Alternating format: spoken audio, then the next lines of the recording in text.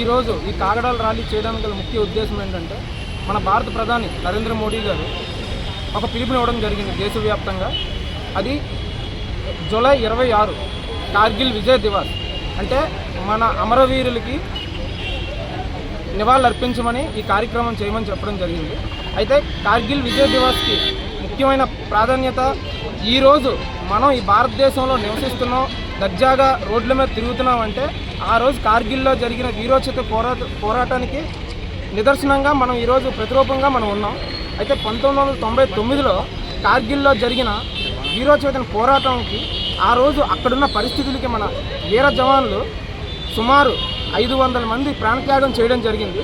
వాళ్ళకి మనం ఈరోజు నివాళులు అర్పించడానికి కాగడాల ర్యాలీ అనేది చేయడం జరుగుతుంది.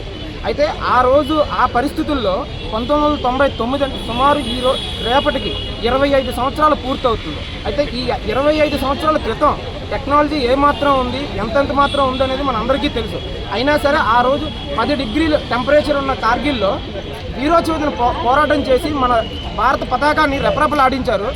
అయితే జవాన్లు ఎంతోమంది 500 మంది ప్రాణత్యాగం చేస్తూ వేలాది మంది శతగాత్రులుగా ఈ రోజు కూడా ఎంతోమంది ఆ రోజు కార్గిల్ యుద్ధంలో పనిచేసిన వాళ్ళు ఈరోజు కూడా ఉన్నారు. వాళ్ళందరినీ అడిగితే మనకి ఎంతో బాధాకరమైన విషయం అది. ఆ 10 డిగ్రీల సెల్సియస్లో కూడా పోరాటం చేసి మనకి ఆ కార్గిల్ని ప్రాంతాన్ని మనకు కాపాడి, అటువంటి అంటే సుమారు మనకి గ్రౌండ్ నుంచి 20,000 ఎత్తున ఉన్న దగ్గర దాన్ని పాకిస్తాన్ వాళ్ళు ఆక్యుపై చేసుకుంటే ఎంతో ప్రాణ నష్టం మనకు జరిగేది. అలాంటిది మన జవాన్లు మనల్ని కాపాడారు. అదేవిధంగా 25 సంవత్సరాలు పూర్తయిన సందర్భంగా దేశవ్యాప్తంగా జవాన్లకి మనం వాళ్ళని గుర్తు చేసుకుంటూ ఒకసారి ఈ తరానికి కార్గిల్ అంటే ఏంటి, కార్గిల్ యుద్ధం అంటే ఏంటి, కార్గిల్లో ఏం జరిగిందనేది రేపు సెమినార్ రూపంలో కూడా మేము తెలియజేయబోతున్నాం.